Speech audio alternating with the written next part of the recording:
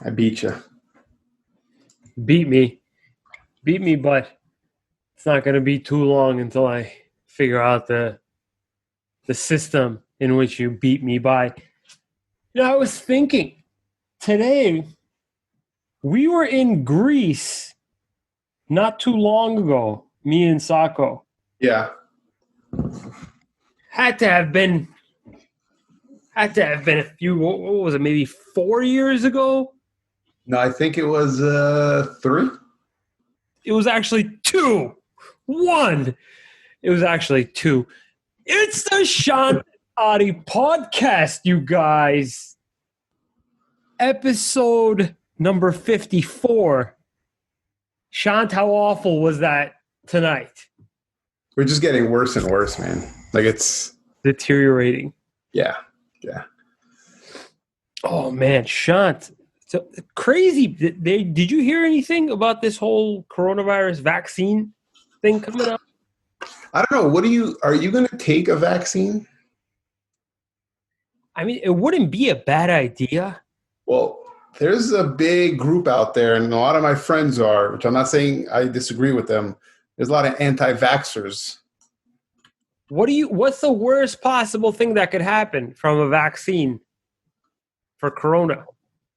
Well, we don't know. We don't even know what's in it, right? There's a lot of it's basically what people are concerned about is like, oh, blindly take a fucking vaccine, and now what's next? Like they're like controlling us, kind of deal. But what's in the fucking vaccine for the flu? The flu shot. What's in that? I don't know.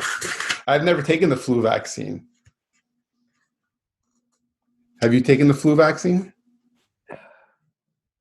Not that I can remember, but I mean, I don't know. I'm just saying that with the availability of such vaccine, they're assuming that a lot of places will now begin to open back up. Like why? Well, what people are worried about is they're gonna be like, okay, did you get a vaccine? You have a chip. You got to get checked to be able to come in, and that's a lot of the problems. And also this whole Bill Gates conspiracy. I don't know whether he's a piece of shit or the greatest human of all time. I know there's a lot of people who think he's the worst person because he's controlling all this as far as like pushing vaccines, because he does this, like he pushes vaccines in Africa, and it's just like a whole big thing, man. I don't even know too much about it to really like have a side, and I don't want to get yelled at when people start listening because my friends are going to fucking bash me. Well, long story short, though, I do know that Fauci,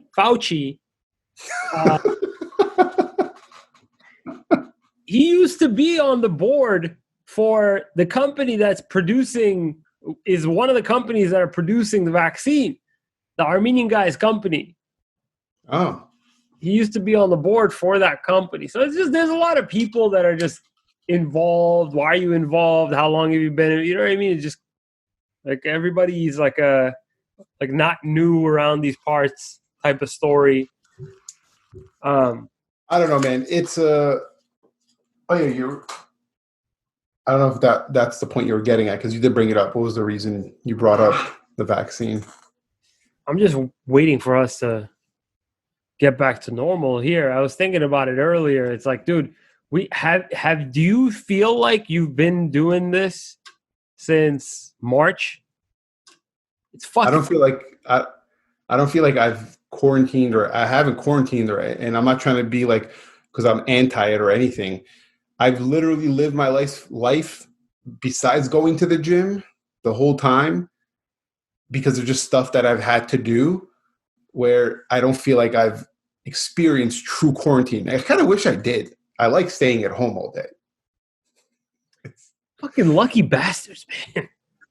Like, I really wish I had to quarantine fucking home, like shut everything down. But so during this past year, have you, besides having a child, have had any sort of major changes take place to your life? Would you say, I guess you could connect having the child, but you changing personally, mentally, or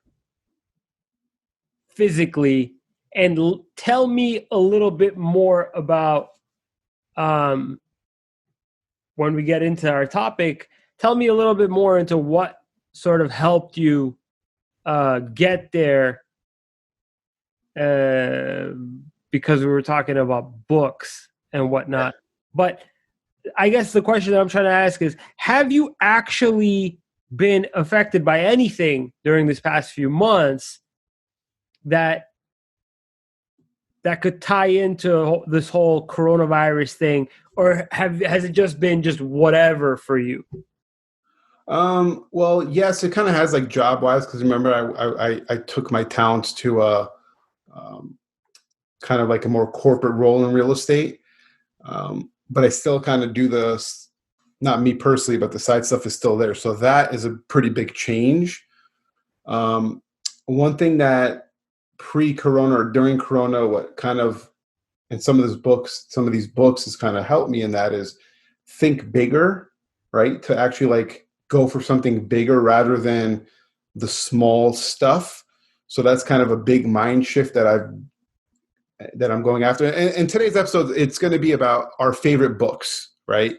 We talk a lot about books on this. Not like we're fucking scholars or anything. We're not trying to talk to like we're. Or you. But we're going to go over our top books that's helped us and whatever.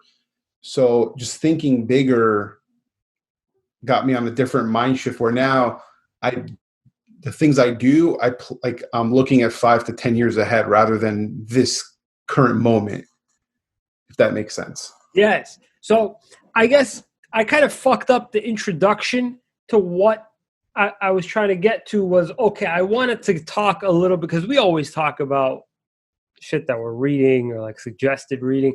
But I guess talking about on a more recent scope, what you've read that's certainly made an impact on what you're doing now or how you're doing whatever it is that you're doing now.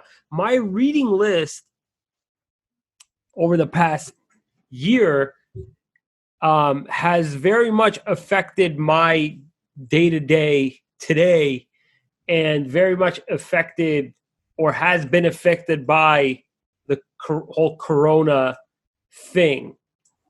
Just looking at life as like, okay, you could be gone tomorrow. Is this the most books you've read this year compared to like any other year? Probably combined. Wow. I'm kidding. No. But yeah, probably, yeah. Most books I've ever read, listened to in a year. I definitely do want to start off with sort of the weakest impact for you on a personal level.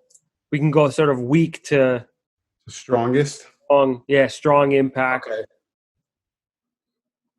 Before we do that, I'm in a group chat with my friends, and it was shocking to me. Talking about COVID, we'll get back to the books. Right. My friends were like, dude, I'm so excited. They're going to open up indoor dining for 25% capacity this week. And I'm like, the fuck have you guys been? It's in New Jersey. Oh, yeah. I'm like, you guys are like fucking 3 months behind. Is that true there too? I wanted to ask you. For us, it's yes. So I think it's 50% capacity, and you can't have a table, I don't think, bigger than 6. Okay, that's weird. So it's 25% there. And how long have you had the indoor? 2 months now. Yeah, so I'm like, what the fuck have you guys been doing? All right. And this is what? New Jersey? Yeah. Jesus. Okay. So, sorry, I just had to talk about that real quick. Are we doing 3 books? I only have, you can feel free to mention however many you like. I only have 3 books, and they're really, really good 3 books. So. Okay. I think your 3 books are a little better than mine, but okay. I'm going to do 3 as well. Okay, hang on. Let me get the real topic for this one. weak to strong impact on how you operate, both Okay. business and personal. Yeah. Because this book that I'm about to tell you about right now, it's not like a grand, fucking philosophical, deep book. It is literally one of the most surface levels, kind of. And the guy's kind of annoying now a little bit, but as far the author, Funny. It's good. you'll probably know who I'm talking about. But okay, it's the 10X Rule by Grant Cardone. I've heard of that book. What happened that Grant Cardone got weird all of a sudden? No, he's just too much, man. Like he's too like he says one thing one day, and then he's just too like you can't take life advice from him as far as like day-to-day tactical stuff because he's so like all over the place, dude. He gets into one way of thinking or something one day, and then the other day he completely forgot that he fucking. Yeah, and I mean he's funny to watch. I don't know if you've watched his stuff, man. He's really good. But so the 10X Rule is awesome because it just keeps reiterating to you over and over in the book of like, I mean, the title says it all, the 10X, like 10X everything in your life. So you want to post, it's perfect for you. Like you want to do, like YouTube videos, right? 10X it, like whatever you're going to do, times it by 10. And that's the level you need to be at in these aspects if you really want to get successful, right? And I didn't take it exactly with the grain of salt, the 10X, but it's just a different way of thinking. It's like whenever you plan on doing something, just fucking double it up, man. Like it's not enough because you're just operating on what you think is strong or like aggressive, but there's people who are doing way fucking bigger things. So it's like think outside of your normal fucking comfort zone. So I guess the premise of the book does it actually mean if I'm doing one video a week, do 10 videos a week? Yeah. And then if I'm doing now all of a sudden 10 videos a week, do 100 videos a week, when does the 10X stop compounding? I'm sort of curious. You got to read the Compound Effect book and kind of put them together. Jesus Christ. So I get it though, which kind of ties into my. Okay, you do tell me go ahead. So basically, my favorite is Atomic Habits. And when it comes to, I guess, the 10X rule, 10Xing everything that you're doing, what the Atomic Habits system or approach is basically saying is, okay, you've got something you don't like to do, or you're not used to doing it yet, or maybe you're trying to incorporate something into a routine. What the Atomic Habits, what the book is trying to tell people is if you can make just some minor tweaks in your habits or minor tweaks in what you're doing, eventually that habit that you're trying to make very, very strong, you'll reinforce by making just atomical changes, just very, very minor changes, and repeat them over and over so that they can become a very, very reinforced habit. The same thing, I guess, with the 10X rule, correct me if I'm wrong, where if you're trying to do something, do it a lot so that you can get very, very good at what you're doing and perfect whatever it is. Yeah, it's pretty similar premise. I mean, that's saying minor thing. This ain't go fucking like balls to the wall, run through a brick wall kind of book. But no, that's a little bit more my speed probably than the Grant. I'm not a very outgoing, fucking crazy kind of person, so that makes a little bit more sense. What areas of life does he touch on, Grant Cardone? Was it just business and entrepreneurship, or what else? I think everything. It's been a while since I've listened to the book. I actually want to listen to it again because it's very it gets you hyped up, man. Because it's him talking. He's a fucking fast talker. He talks shit. Like it's a very like if you want to get smacked up a little bit, if you want to, like get a little energy, listen to that book. That's the thing. The book? Huh? Does he narrate the book too? Yeah, it's fucking great. That's crazy. So the Atomic Habits. So what habits have you kind of like implemented, like from listening to that kind of deal? So the habits that I implement is immediately when I feel like I don't want to do something or something is coming off to me or I feel myself getting lazy, I feel like not doing something, I'll just do a little bit. Sorry, I'm like bleeding from the forehead. I'll I'll do a little bit of it, or I'll push myself to do whatever just crossed my mind as something that I don't want to do. So I'll constantly do this, even if it really is something I really don't want to fucking do. I'll still do it so that I don't get my mind into a thing of don't do this all the time. So I'm constantly doing shit and doing it well so that I get into a habit of constantly not avoiding something. Man, I'm really, wow. Really bleeding, huh? It's okay though. It's all right. So, next up on your list, sort of right in the middle, a healthy medium of important or strong and weak impact on you. What did you have on that list? Yeah, so I actually remember the first time I was driving to California and I listened to this book the whole way there. It's The Miracle Morning. And then the subtitle is The Not So Obvious Secret Guaranteed to Transform Your Life Before 8 a.m. And so The Miracle Morning basically talks about having a great morning routine, which obviously I've had for a long time before the, COVID slash and then baby situation. But like I implemented the whole, like, I used to get up 4 a.m., go to the gym. This is what kind of sparked it to start thinking like that. Tell me a little bit more about that.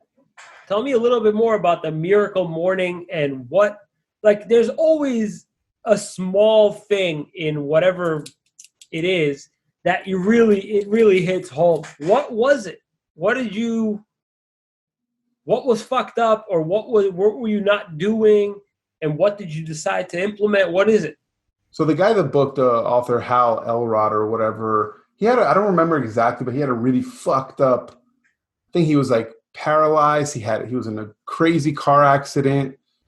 And he worked on his morning routine. So like what I got from it is like, what we're used to doing is you get up and then you just start your day as far as like emails, fucking calls, run out.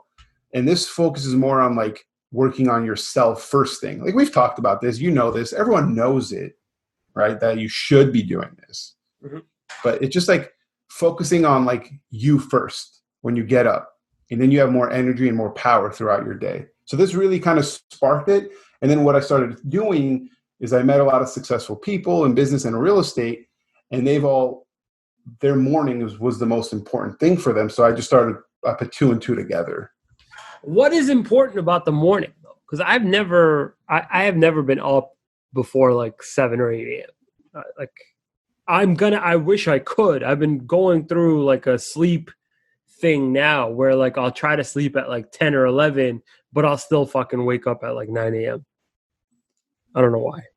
So the point of getting up early, right, is you're buying yourself more hours in the day, right?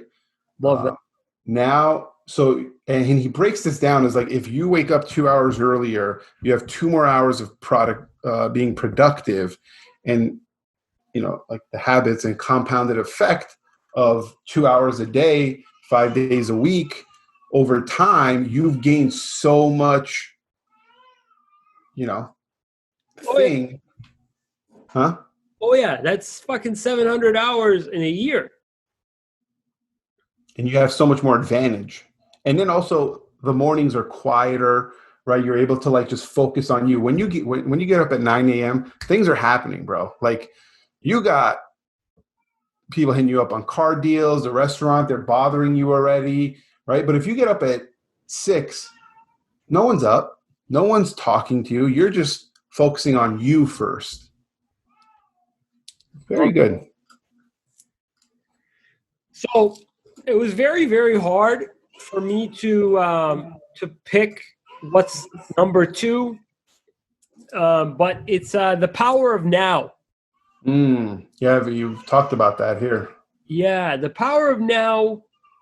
A few months ago, it really worked out a lot of existing and lingering anxiety, and it's really, really important for me, not just from an anxiety standpoint, but from just any sort of negativity or thought standpoint.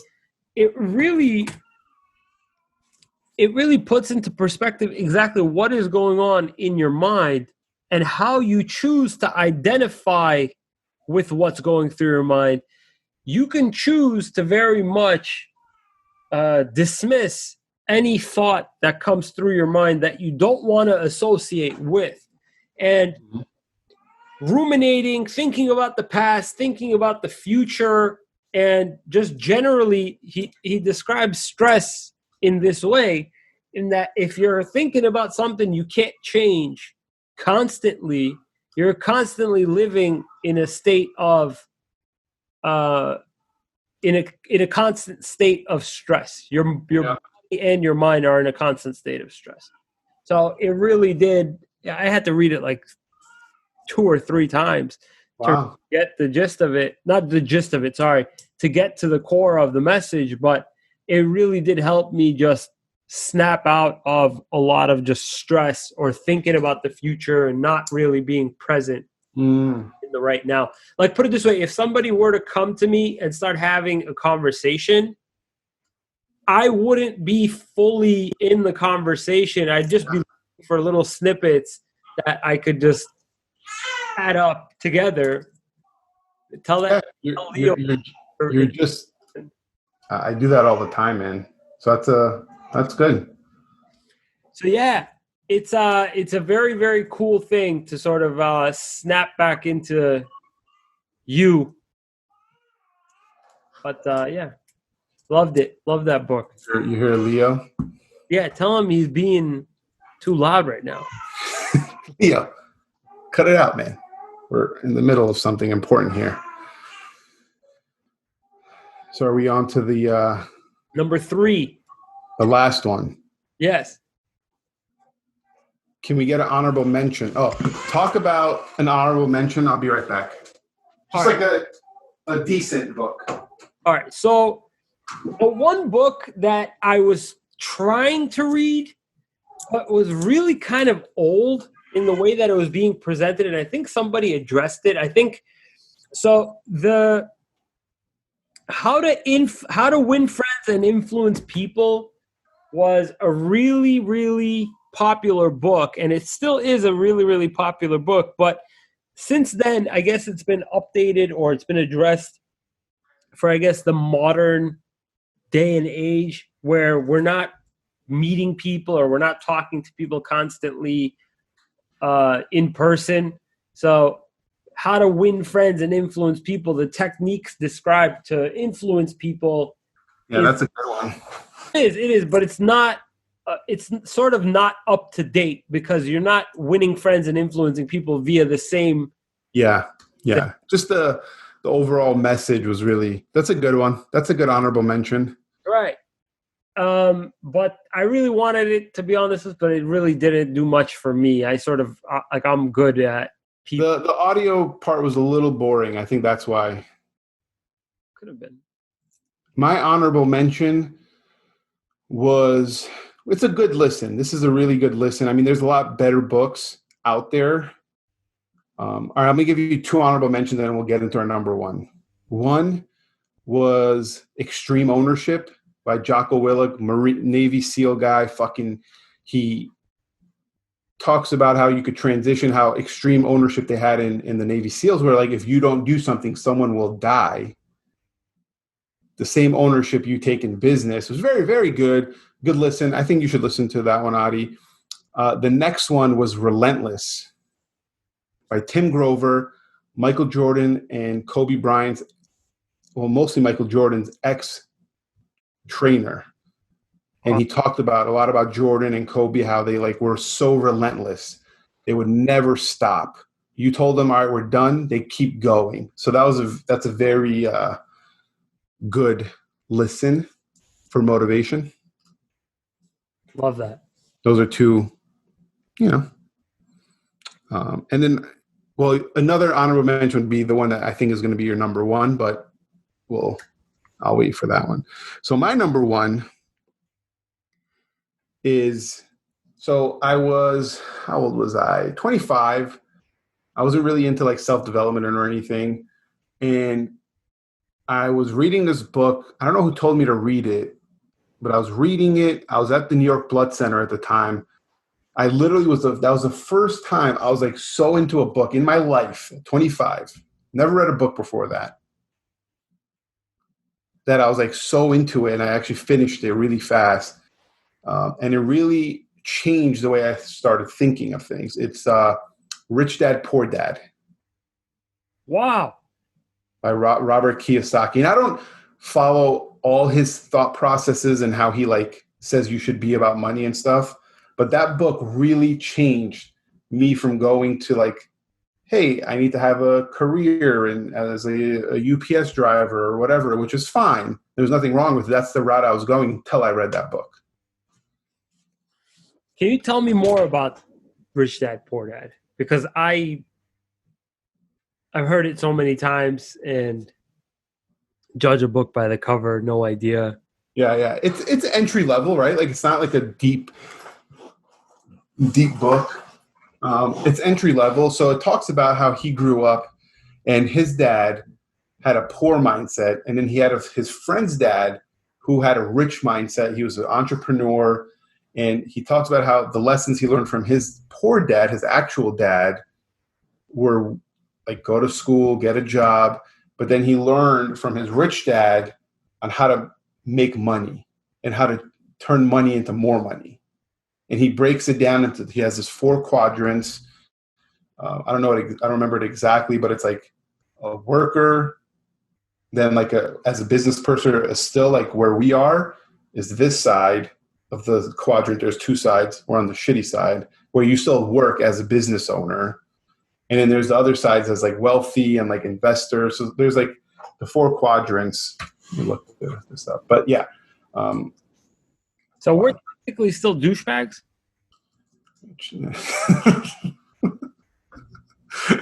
So yeah, it's the how mad are you right now? So okay, it's the employee, the first quadrant. Employee, you have a job. The second one on the left side, the bad side, is self-employed, you own a job. So think about that. You own a job. Okay. I think that's where we're at. Kind of. You are switching it. But like the restaurant is owning a job.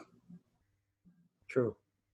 Unfortunately. And then the other side is business owner, you own a system so that you're not there and it still makes money.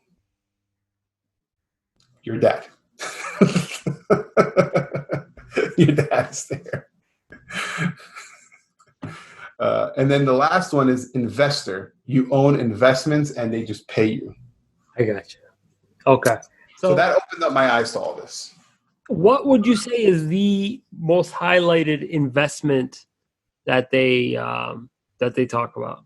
Real estate. He's big in real estate, which is why I got into. That's one of the reasons I got into real estate. That's the only reason, actually, I got into real estate. But the thing is, when it comes to real estate, there's a difference between selling and buying, right? If you're a real estate owner, it's one thing. If you're a real estate, like, how do you get into real estate selling if the person in the book is telling you to be an avid purchaser of real estate is what I want to understand how you got from that book.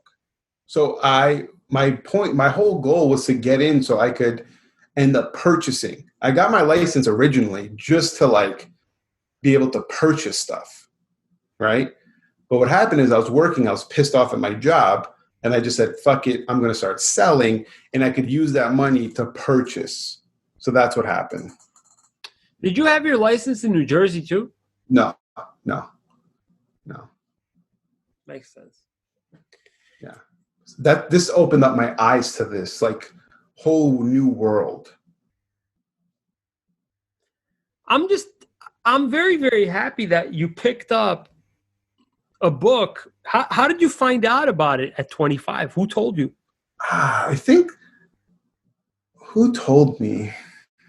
I need to remember, man, because I have to fucking give that person a big shout out. I don't know if it was someone I was working with and they said, you need to read this. I think that's what it was. Someone gave me the book. It's a really, really coveted, like very widely spoken about book.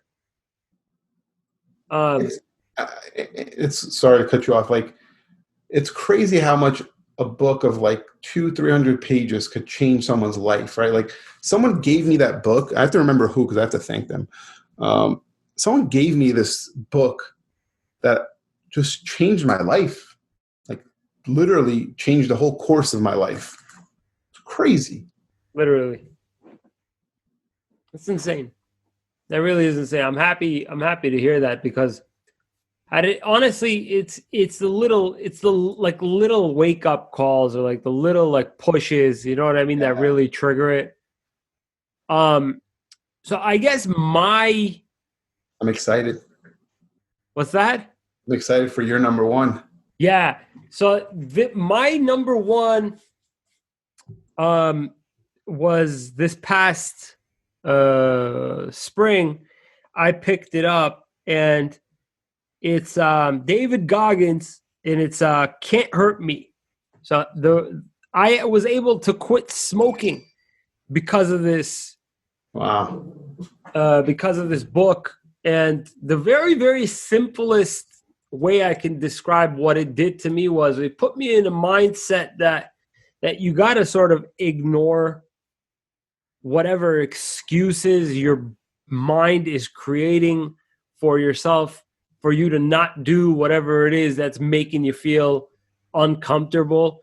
Mm-hmm. And I guess one of the rules was when you're at the point of quote unquote failure, what you believe to be at your point of failure, really only at 40% capacity. So you could still go. Crazy. Yeah. So it just taught you a lot, and it highlighted a lot of different things that are happening in your mind when you're at the point of what you think is your limit. You can't go anymore. And so that's interesting. See, because I've listened to the book too. So you got out of it. It was whenever you think your limit is, you have more. Yes, and not just so much that it's not just the limit part, but the whatever is going on in your brain is literally just an excuse that your brain is doctoring up so that you can stop doing whatever it is that's making you shift from center. As in, if you're not having a cigarette, you should go outside and have a cigarette. And you need to go outside and have a cigarette, or like any reminder, or any sort of excuse why you should be having one. And I'll constantly get them, and instead of caving into a craving, I constantly remember the book.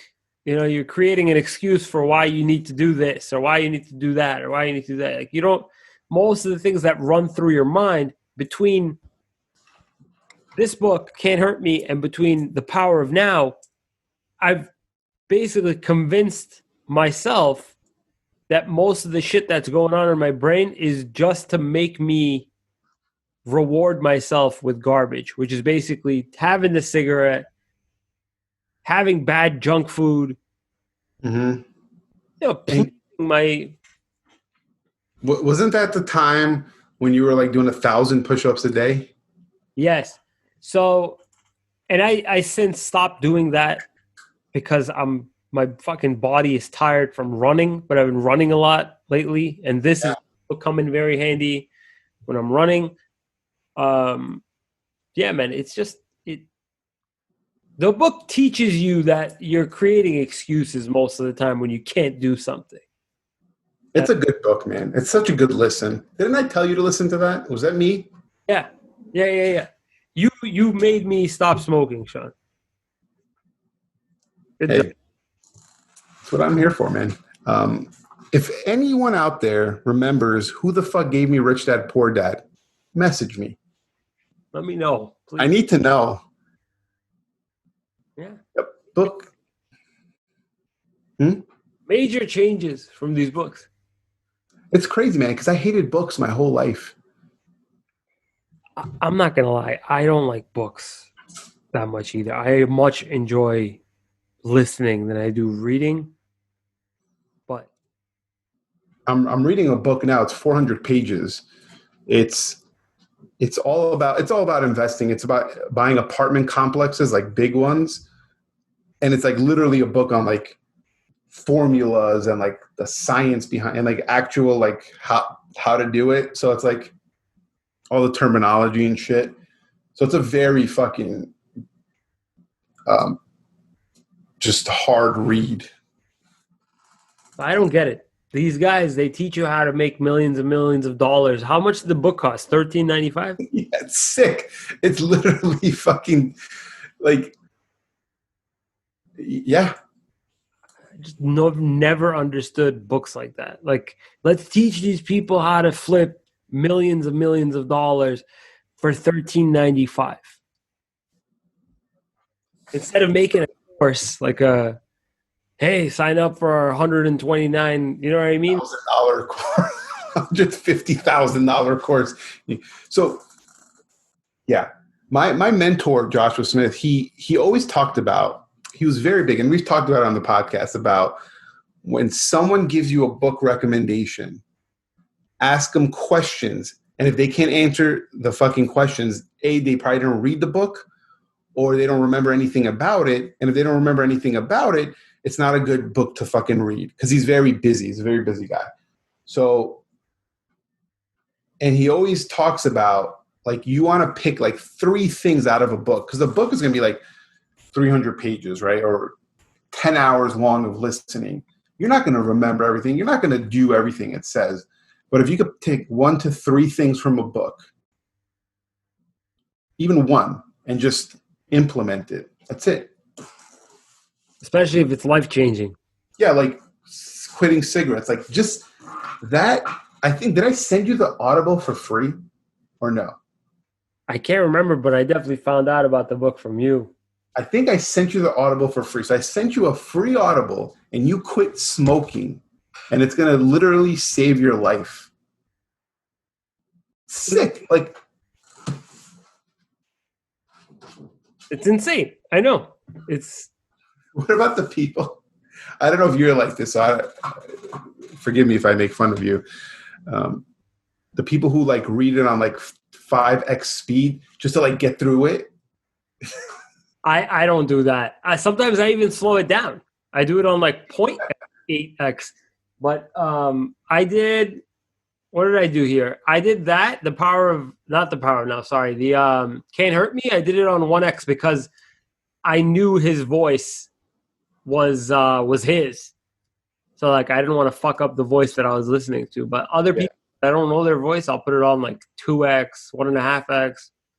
I do 1x, 1.1x, but I know people do like 3, 4x, and it's like I'm like, you're just trying to get through as many books and not get anything out of it. Yeah, who are you doing this for? Like the award. I read 50 books this year. Okay, what do you remember about the 50 books? What impact did those 50 books make on you, fucking douchebag? So yeah, and lots of good information I took away from these books, and I'm definitely going to give this. I know I said this probably last year, episode number 8, that I listened to Extreme Ownership at some point, but I'll probably get to it soon. Looking for some recommendations. I'm surprised we haven't We didn't discuss a Tony Robbins book. His face creeps me out, man. I haven't listened to any Tony Robbins books. What's Tony Robbins all about? Dude, he's the self-development king right now. And has been since like the 90s. What does he focus on? Just self-development, bro. Me and Betty were about to go to his he has like week-long conferences. There's one in Bali he has. It's about like life, relationship, and me and Betty were going to do it together. You walk on fire there. Like it's fuck.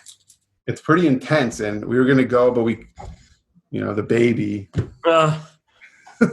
Fucking Leo. Fucking asshole, man. Always getting in the way, man. You don't know Tony Robbins, bro?